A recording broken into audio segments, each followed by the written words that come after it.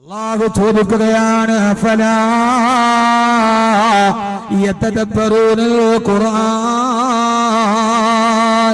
ഞാൻ നിങ്ങൾക്ക് മാർഗദർശനമായി വന്ന ഈ ഖുർആനിനെ എന്തേ നിങ്ങൾ ചിന്തിക്കുന്നില്ല? ആ ഖുർആനിനെ എന്തേ നിങ്ങൾ പഠിക്കുന്നില്ല?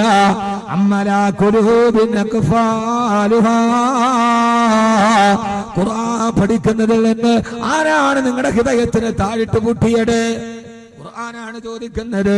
എന്നെ പഠിക്കുന്നതിൽ നിന്ന് നിങ്ങളുടെ ഹൃദയത്തിന് താഴിട്ട് പൂട്ടിയതാരാ? അപ്പൊ നമ്മുടെ ഹൃദയത്തിലാരോ ഖുർആൻ പഠിക്കുന്നതിൽ നിന്ന് താഴിട്ട് പൂട്ടിയിട്ടുണ്ട്. ആ താഴേറെന്നറിയോ? ആ പൂട്ട് വലിച്ചെറിയാൻ നമ്മൾ തയ്യാറാവണം.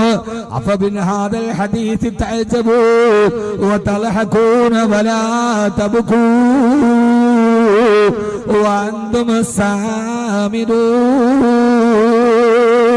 അല്ലാഹു ചോദിക്കുന്നു സൂറത്തുൻ നജ്മാണിത്, ഈ ഖുർആൻ കേട്ടിട്ട് നിങ്ങൾ അത്ഭുതപ്പെടാത്തതെന്താ? ഈ ഖുർആൻ കേട്ടിട്ട് നിങ്ങൾ കരയാത്തതെന്താ? ഖുർആൻ കേട്ടിട്ട് നിങ്ങൾക്ക് കരയാൻ കഴിയാത്തത് നിങ്ങളുടെ കാതുകളിലെ സംഗീതം പിടിമുറുക്കിയത് കൊണ്ടാണ്. ഇത് അഹമ്മദ് കബീറിന്റെ വാക്കല്ല, ഖുർആൻ സൂറത്തുൻ നജ്മിൽ പറയാ നിങ്ങൾ സംഗീതത്തിന്റെ അടിമകളായത് കൊണ്ടാണ്. സംഗീതം നിങ്ങളുടെ ഹൃദയത്തെ മികച്ചത് കൊണ്ടാണ്. നിങ്ങളുടെ ഹൃദയത്തിൽ നിന്ന് താഴിട്ട് പൂട്ടിയിടന്ന് അള്ളാന്റെ വിശുദ്ധ ഖുർആൻ. നമ്മളൊക്കെ മാപ്പിളപ്പാട്ടിന്റെയും മാപ്പിളപ്പാട്ടെന്ന രീതിയിലുള്ള കാമപ്പേത്തൂന്ന ആൽബം പാട്ടുകളും സംഗീതവും നമ്മുടെ ഹൃദയത്തെ മതിച്ചപ്പോ, പണ്ട് കാലത്തൊക്കെ കൗവായി പള്ളിയിലും മഗ്‌രിബിന് ബാങ്ക് വിളിച്ചാൽ ആ സമയത്ത് നമ്മുടെ വീട്ടിൽ നിന്ന് കേൾക്കുമായിരുന്നു. നമ്മുടെ ഭാര്യ മക്കളും ചൊല്ലുമായിരുന്നു യാസീൻ വൽ ഖുർആനിൽ ഹകീം. ആ ഒരു പഴയ പാരമ്പര്യത്തിന്റെ അവസ്ഥയിൽ നിന്ന് നമ്മുടെ ഖുർആനെ നമ്മുടെ വീടുകളിൽ നിന്ന് തടഞ്ഞത്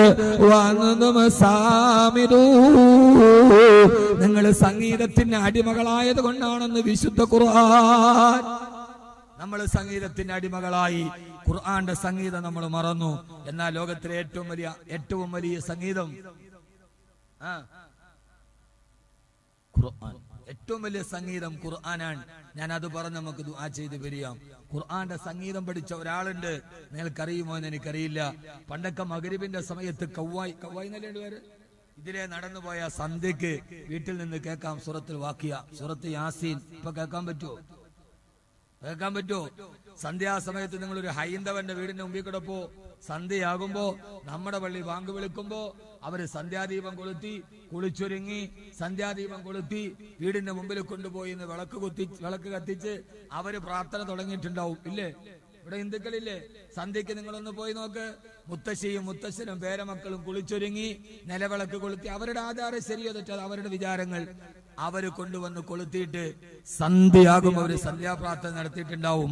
അവരവിടെ ഇരുന്ന് ഉറക്ക പ്രാർത്ഥന നടത്തും. രാമ രാമ രാമ രാമ രാമ രാമ പാഹിമ, രാമപാദം ചേരണേ മുകുന്ദ രാമ പാഹിമ, രാവണാന്തക മുകുന്ദ രാമ രാമ പാഹിമ, കട്ടിമുഷ്ടി നായക പുരുന്ദരാതി സേവിത, രാമ രാമ രാമ രാമ രാമ രാമ പാഹിമ, കഷ്ടതകൾ നീക്കി നീ അനുഗ്രഹിക്ക സാദരാ, ജയ മുകുന്ദ രാമ പാഹിമ. സന്ധ്യാപ്രാർത്ഥനയാണ്. എന്റെ കഷ്ടതകൾ നീക്കണം, എന്റെ പ്രയാസങ്ങൾ നീക്കണം. സന്ധ്യയാകുമ്പോ ഹിന്ദുക്കൾ പ്രാർത്ഥനയിലാണ് ദൈവത്തോട്. ആ സമയത്ത് നിങ്ങൾ ക്രിസ്ത്യാനിയുടെ വീടിന് മുമ്പിൽ പോയി നോക്ക്. അവിടെ അച്ഛനും മക്കളും എല്ലാം കൂടെ മുട്ടുമേരുന്നിട്ട് അത്യുന്നതങ്ങളിൽ ദൈവത്തിന് സ്തുതി, ഭൂമിയിൽ സന്മനസ്സുള്ളവർക്ക് സമാധാനം, ജനത്തിന്റെയും മരണത്തിന്റെയും നാഥനും പിതാവും പുത്രനും പരിശുദ്ധാത്മാവുമായ സർവേശ്വര. ക്രിസ്ത്യാനി സന്ധ്യയായി, ഭക്തിയുടെ സമയമായി, അവൻ പ്രാർത്ഥനയിലായി. ആ സമയത്ത് ഒരു മുസ്ലിമിന്റെ വീടിന് മുമ്പിൽ കൂടെ പോയാലോ? ആ സമയത്ത് അവന്റെ വീട്ടിലെ ദറജപ്പൂമോളല്ലേ ലൈലാ നീ എന്റെ കൽബല്ലേ, മജ്നൂവായി ഞാൻ നിന്നെ ദുനിയാവാകെ തിരഞ്ഞില്ലേ. ഇത്താത്ത കാലമേ കാലൊക്കെ കേട്ടി പഴയ ഫ്ലാഷ് ബാക്ക് ഒക്കെ കേട്ട് ഇങ്ങനെ ഇരിക്കുകയാണ്. ആ സമയത്തും സന്ധ്യാസമയത്ത് ഹിന്ദുവിന്റെ വീട്ടിൽ പ്രാർത്ഥനയുണ്ട്, ക്രിസ്ത്യാനിയുടെ വീട്ടിൽ മുട്ടുമ്മ പ്രാർത്ഥനയുണ്ട്. മുസ്ലിമേ, നിന്റെ വീട്ടിൽ അതില്ലാതെ പോയല്ലോ. എങ്ങനെയാണ് നീ സംഗീതത്തിന്റെ മാസ്മരികതയിൽ അടിമയായി പോയത്? അള്ളാഹുവിന്റെ ഖുർആനിനെ എന്തുകൊണ്ടാണ് നീ കൈയെടുത്ത് കളഞ്ഞത്? ഞാൻ നിന്നോട് ചോദിക്കട്ടെ ചെറുപ്പക്കാരാ, ഇതേവരെ ഖുർആൻ എന്നോട് പറയുമ്പോ ഞാൻ ചോദിക്കട്ടെ, കഴിഞ്ഞതിന്റെ മുമ്പിലത്തെ ആഴ്ചയിൽ പാകിസ്ഥാനിൽ നിന്ന് പറന്ന ഫ്ലൈറ്റ് തകർന്ന് 49 പേര് മരിച്ചുപോയി ആ ഫ്ലൈറ്റ് അപകടത്തിൽ. നിങ്ങൾ ആ വാർത്ത വായിച്ചിട്ടുണ്ടാവും. 49 46 വായിച്ചിട്ടുണ്ടോ വാർത്ത? നിങ്ങൾക്ക് എന്ത് തോന്നി? എന്ത് തോന്നി ആ വാർത്ത വായിച്ചിട്ട്? പാകിസ്ഥാനിൽ നിന്ന് പറന്നുയർന്ന വിമാനം അറ്റ്ലാന്റിക് മഹാസമുദ്രത്തിന്റെ മുകളിൽ പൊട്ടിത്തെറിച്ച് 46 പേര് മരിച്ചുപോയ വിമാന അപകടത്തിൽ നാം വായിക്കുമ്പോ അതിലെ ചെറുപ്പക്കാരെ, നിങ്ങൾ അറിയാത്ത മരിച്ചുപോയ ഒരാളുണ്ട്, ജുനൈദ് ജംഷീദ്. ആ ഫ്ലൈറ്റ് തകർന്ന് മരണപ്പെട്ടു പോയ 46 പേരിൽ ഒരുവനുണ്ടായിരുന്നു ജുനൈദ് ജംഷീദ്. നീണ്ട ദാടിയുള്ള, നല്ല സുന്ദരമായ ജുബ്ബ ധരിച്ച, സുന്ദരമായ തലപ്പാവ് ധരിച്ച ജുനൈദ് ജംഷീദ്. ആരാ ജുനൈദ് ജംഷീദ് എന്നറിയോ? ആ ജുനൈദ് ജംഷീദ് പാകിസ്ഥാനിലെ 1990-കളിൽ പാകിസ്ഥാനിനെ ഇളക്കി മറിച്ച പോപ്പ് സംഗീതത്തിന്റെ ഉടമയാണ് ജുനൈദ് ജംഷീദ്. നീല അരണ്ട വെളിച്ചത്തിൽ ബൾബുകൾ മിന്നിത്തിളങ്ങുമ്പോ ആ മിന്നിത്തിളങ്ങുന്ന അരണ്ട ബൾബുകളുടെ വെളിച്ചത്തിൽ സുന്ദരികളായ പെൺകുട്ടികളുടെ കൈപിടിച്ച് അമ്മാനമാടിയ, നൃത്തത്തിന്റെ താണ്ഡവമാടിയ 1990-കളിൽ പാകിസ്ഥാനിലെ യുവഹൃദയങ്ങളെ ഹരം കൊള്ളിച്ച ജുനൈദ് ജംഷീദ് പോപ്പ് സംഗീതത്തിന്റെ ആചാര്യനായി, 90-കളിലെ ആചാര്യനായി മാറിയ ജുനൈദ് ജംഷീദ്. അദ്ദേഹത്തിന്റെ മ്യൂസിക് ആൽബങ്ങൾ പ്രസിദ്ധമാണ്. ഇപ്പോൾ നെറ്റുകളിൽ സെർച്ച് ചെയ്താൽ അറിയാം. ആയിരക്കണക്കിന് 10,000-കണക്കിന് അനുയായികളെ സൃഷ്ടിച്ച, പോപ്പ് സംഗീതത്തിലൂടെ ഡോളറുകൾ സമ്പാദിച്ച ജുനൈദ് ജംഷീദാണ്. ആ മനുഷ്യന്റെ ജീവിതത്തിലേക്ക് ഒരു മനുഷ്യൻ കടന്നു വന്ന ഒരു ആത്മീയ ഗുരു. അദ്ദേഹത്തിന്റെ പ്രഭാഷണം അദ്ദേഹം അറിയാതെ കേൾക്കാനായി മൗലാന താരിഖ് ജമാലുമായി ബന്ധപ്പെട്ടപ്പോ അദ്ദേഹത്തിന്റെ മനസ്സിന് പരിവർത്തനമായി.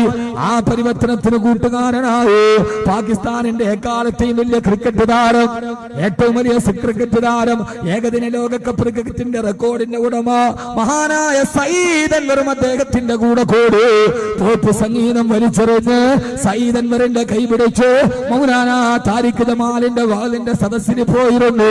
ജുനൈദ് ജംഷീദിന്റെ ഹൃദയത്തിലേക്ക് 1990-കളിൽ പാകിസ്ഥാനെ പിടിച്ചുമുറുക്കിയ സംഗീതത്തിന്റെ മാസ്മരികതയുടെ നാവിലേക്ക് അല്ലാഹുവിന്റെ ഖുർആന്റെ സംഗീതത്തിന്റെ തേന്മഴ നാവിൻ തുമ്പിലൊരു മധുരം പോലെ പെയ്തിറങ്ങിയപ്പോ സയ്യിദ് ജംഷീദ് പോപ്പി മ്യൂസിക്കിനോട് വിട പറഞ്ഞു. ഖുർആന്റെ സംഗീതത്തെ ഏറ്റുവാങ്ങി സയ്യിദ് അൻവറിന്റെ കൈ പിടിച്ചിട്ട് നേരെ പോയത് മദീനയുടെ നായകന്റെ മുമ്പിലേക്കാ.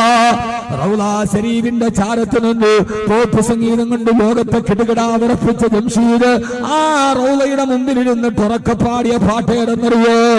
മൗലായ സല്ലീവ സല്ലിം ദായിമൻ അബദാ അലാ ഹബീബിക ഖൈറുൽ ഖൽഖി കുല്ലിഹിം. മൗലായ സല്ലി വസല്ലിം ദായിമൻ അബദാ അലാ ഹബീബിക ഖൈറുൽ ഖൽഖി കുല്ലിഹിം. മദീനയിലെ ദീസലമിലെ പ്രളയനായകന്റെ പച്ചക്കുപ്പയുടെ ചാരത്തിരുന്ന് മൗലായ പാടി ഒരൊറ്റ ഇരിപ്പില് ബുർദാ ശരീഫ് ഈണത്തോടെ പാടി ജുനൈദ് ജംഷീദ് റൗള ശരീഫിന്റെ ചാരത്ത് നിന്ന് പൊട്ടിക്കരഞ്ഞു. എന്നിട്ട് പറഞ്ഞു, യാ റസൂലല്ലാഹ്, ഞാൻ പോപ്പ് സംഗീതത്തിലൂടെ സമ്പാദിച്ചത് മുഴുവനും അങ്ങയുടെ ചാരത്ത് വന്ന് വലിച്ചെറിയുകയാണ്. ഇനി ജുനൈദിന് പോപ്പ് വേണ്ട, ഇനി ജുനൈദിന് സംഗീതം വേണ്ട. ഇനി എന്റെ നാവ് കൊണ്ട് ഞാൻ പാടുന്നത് അങ്ങയെ കുറിച്ച്, ഇനി എന്റെ നാവ് കൊണ്ട് കേൾക്കുന്നത് അങ്ങയുടെ സംഗീതം. എന്റെ ഹൃദയത്തിന്റെ ഭാഷ അങ്ങേക്ക് വേണ്ടി. പിന്നെ ജുനൈദ് ജംഷീദ് പാടി നടന്ന് നേത്തുകളായി, ബുർദയായി, മൗലിദായി. ജുനൈദ് ജംഷീദിന്റെ താളാത്മകമായ നാവിലൂടെ ഹബീബായ നബിയുടെ മദ്ഹുകളെ ലോകം മുഴുവനും കേട്ടു. അദ്ദേഹം ദീനീ പ്രബോധനത്തിന് വേണ്ടി ജീവിതം മുടിഞ്ഞു വെച്ചു. തന്റെ യൂറോപ്പിന്റെ വസ്ത്രം മാറ്റി നെഞ്ചു വരെ നീണ്ടു കിടക്കുന്ന കറുകറുത്ത താടി. ഒന്ന് മക്കളെ യൂട്യൂബിൽ ജുനൈദ് ജംഷീദിനെ ഒന്ന് സെർച്ച് ചെയ്തു നോക്ക്.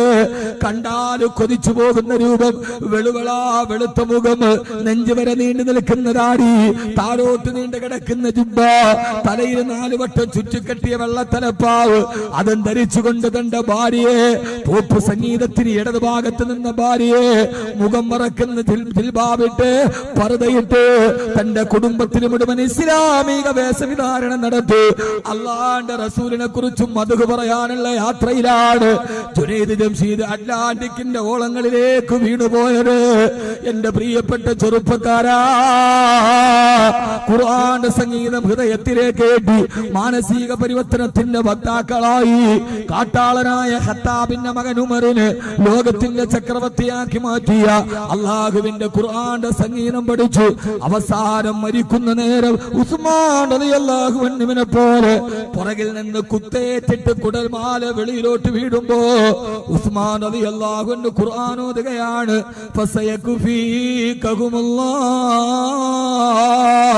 എനിക്കെന്റെ റബ്ബ് മതി. കാരണം ഖുർആൻ ക്രോഡീകരിച്ച സഹാബിയാണ്, ഖുർആനിനെ സ്നേഹിച്ച സഹാബിയാണ്.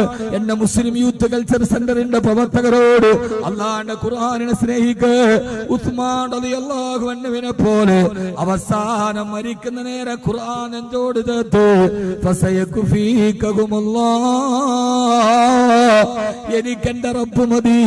രക്തം തടം തല്ലിയാത്ത ഖുർആന്റെ മുകളിലേക്ക് വീണു. ആ രക്തം പുരണ്ട ഖുർആൻ തന്നെ നെഞ്ചോട് ചേർത്ത് മരിച്ചുപോയ മഹാനായ സയ്യിദിനാ ഉസ്മാൻ ഇബ്നു അഫ്ഫാൻ റളിയല്ലാഹു അൻഹുവിനെ പോലെ അല്ലാഹു നമ്മളെ ഒരു മുഹിബ്ബുൽ ഖുർആൻ ആക്കട്ടെ. അല്ലാഹു മുഹിബ്ബുൽ ഖുർആൻ ആക്കട്ടെ. ലോകത്തെ ഏറ്റവും നല്ല പ്രവർത്തനം ഖാദിമുൽ ഖുർആൻ. ലോകത്തിലെ ഏറ്റവും വലിയ ബഹുമതി ഏതാ? ഖാദിമുൽ ഖുർആൻ. ഖാദിമുൽ ഖുർആൻ, ഖാദിമുൽ ഖുർആൻ. അല്ലാഹു നമ്മളെ ഖുർആന്റെ ഖാദിമീങ്ങളാക്കട്ടെ. ഏറ്റവും നല്ല അവാർഡ് അർജുന അവാർഡല്ല, ഏറ്റവും നല്ല അവാർഡ് ഖാദിമുൽ ഖുർആൻ. ഇവൻ ഖുർആന്റെ ഖാദിമാണ്, ഇവൻ അള്ളാന്റെ കലാമിന്റെ ഖാദിമാണ്. അള്ളാഹു നമ്മളെ അങ്ങനെ ആക്കി തരുമാറാകട്ടെ. അള്ളാഹു നമ്മളെ അങ്ങനെ ആക്കി തരട്ടെ. അള്ളാഹു നമ്മളെ ഖാദിമുൽ ഖുർആൻ ആക്കട്ടെ. കാരണം ലോകത്തൊന്നിനുമില്ലാത്ത പ്രതിഫലം ഖുർആനിനുണ്ട്. അലിഫ് ലാം മീം എന്നോദിയാൽ 90 നന്മയാണ്. ഇപ്പോ ഒരാൾ അലിഫ് ലാം മീം നോദി 90 നന്മയാണ്. 4 ദിവസം ഈ നാട്ടിൽ എത്ര നന്മകൾ പെയ്തിറങ്ങി. അതിന് കാരണക്കാരായവർ അള്ളാഹു അർഹമായ പ്രതിഫലം നൽകട്ടെ. അതിന് സഹായിച്ചവർ നമ്മുടെ കുഞ്ഞമ്മദ് അലി അദ്ദേഹമൊക്കെ ഈ പരിപാടിക്ക് വളരെയേറെ സഹായിച്ചു എന്നൊരു നാട്ടുകാരൻ പറഞ്ഞപ്പോ വളരെയേറെ സന്തോഷം തോന്നി. അൽഹംദുലില്ലാ. അള്ളാഹുവേ, നീ അദ്ദേഹത്തിനൊക്കെ അർഹമായ പ്രതിഫലം നൽകണേ തമ്പുരാൻ. ടി പി കുഞ്ഞുമദാജി അദ്ദേഹമൊക്കെ ഇതിനുവേണ്ടി ധാരാളം സഹായിച്ചു എന്ന് പറയുമ്പോ ജീവിതത്തിൽ ഏറ്റവും വലിയ സൗഭാഗ്യമാണത്. അള്ളാഹു നിലനിർത്തട്ടെ. ഈ സംഘാടകരുടെ ബക്കറ്റുമായി നിങ്ങളുടെ മുമ്പിൽ വരും. എല്ലാവരും കാര്യമായി ഇത് ഖുർആന്റെ സദസ്സാണ്. ഈ ഖുർആന്റെ സദസ്സിലേക്ക് അൽഹംദുലില്ലാ നിങ്ങളുടെ ഒരു നല്ല സദക്ക നമുക്ക് ദുആ ചെയ്ത് പിരിയാം. ഒരു മുഴുനീള സദസ്സ് രാത്രി ഇത്രയും നേരം ഇരുന്നതിന് 2 മണിക്കൂർ നമ്മുടെ പ്രഭാഷണം കഴിഞ്ഞു. ഞാൻ 1 മണിക്കൂർ വിചാരിച്ച 2 കഴിഞ്ഞു. അൽഹംദുലില്ലാ. ഇതിനെ അള്ളാഹു നിലനിർത്തി തരട്ടെ. സംഘാടകർ ബക്കറ്റുമായിട്ട് വരും. എല്ലാവരും കാര്യമായി സഹകരിക്കുകയും അതോടൊപ്പം തന്നെ ഇതിനൊരു ധാരാളം ചെലവുകളുണ്ട്. 18 ലക്ഷത്തോളം രൂപ ഇതിനുവേണ്ടി ചെലവഴിക്കപ്പെട്ടിട്ടുണ്ട്. അൽഹംദുലില്ലാ. സന്തോഷത്തോടെ ഈ ഖുർആനിന് വേണ്ടി, അള്ളാഹുടെ ഖുർആനിന് വേണ്ടി നമ്മൾ മരിച്ചാൽ അത് നമ്മുടെ ഷാഫി ആവണം. അല്ലാഹുമ്മ ജഅലിൽ ഖുർആന റബീഅ ഖുലൂബിനാ വനൂറ അബ്സാരിനാ വദഹാബ ഹുമൂമിനാ വജലാഅ ഹമ്മിനാ വലിയാഅ സുദൂരിനാ.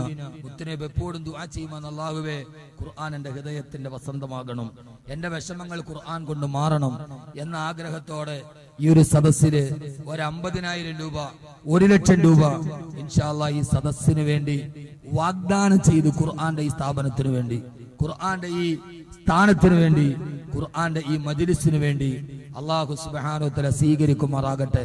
ധാരാളം ആളുകൾ ഇതിനു വേണ്ടി അകമണിഞ്ഞ് സഹായിച്ചിട്ടുണ്ട്. ഈ സദസ്സിൽ നിന്ന് നിങ്ങളൊക്കെ സഹായിച്ചവരാണ്. എന്നാലും ആരെങ്കിലും ഉസ്താദ് 1 ലക്ഷം രൂപ ഈ സദസ്സിലേക്ക് ഞാൻ കൊടുത്തേക്കാം. 4 ദിവസം ഖുർആന്റെ വചനമാധുരി പെയ്തിറങ്ങിയ ഈ സദസ്സിൽ ഇതുപോലെ സദസ്സ് നമുക്ക് ഇനി കിട്ടില്ല. അല്ലെങ്കിൽ ഒരു 50,000 രൂപ ഞാൻ കൊടുത്തേക്കാം. സന്തോഷത്തോടെ ഏതെങ്കിലും സഹോദരങ്ങൾക്ക് പറയാൻ കഴിയുമെങ്കിൽ എഴുന്നേറ്റ് പറഞ്ഞാൽ മതി. പിന്നീട് സൗകര്യം പോലെ കൊടുത്താൽ മതി. അള്ളാഹു നമ്മളെ സ്വീകരിക്കുമാറാകട്ടെ. നോട്ട് നിരോധനം വന്നപ്പോ നമ്മൾ പൈസയും കൊണ്ട് ഓടി. എന്നോട് ഹിഫ്ള് കോളേജിന്റെ ഒരു സെക്രട്ടറി പറഞ്ഞു, നോട്ട് നിരോധനത്തിന്റെ തലേദിവസം യോഗം വിളിച്ചിട്ട് പറഞ്ഞു, ഹിഫ്ള് കോളേജിൽ ഹാഫിദീങ്ങൾക്ക് പഠിക്കാൻ പൈസ ഇല്ല, ആരെങ്കിലും 1 ലക്ഷം രൂപ വെച്ചിടാൻ. ആരും അനങ്ങിയില്ല. അന്ന് രാത്രി നോട്ട് നിരോധനം വന്നു. പിറ്റേ ദിവസം രാവിലെ ആ സദസ്സിലുണ്ടായിരുന്ന 5-6 പേര് വന്നിട്ട് 5 ലക്ഷം വേണോ 10 ലക്ഷം വേണോ, സൗകര്യമുള്ളപ്പോൾ തിരിച്ചു തന്നാൽ മതി.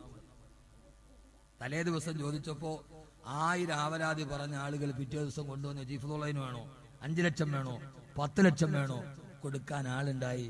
സഹോദര, നമുക്ക് ആവശ്യമില്ലാത്തപ്പോഴല്ല, നമുക്കുള്ളപ്പോഴാണ്, ആവശ്യങ്ങൾ ഉള്ളപ്പോഴാണ് അള്ളാഹുടെ ദീനിന് വേണ്ടി നാം നൽകേണ്ടത്. അള്ളാഹു നമ്മളെല്ലാവരെയും ആ കൂട്ടത്തിൽ പെടുത്തട്ടെ. ഇങ്ങനെ ഒരു സംരംഭം നടത്തിയതിന്റെ പ്രവർത്തകരെ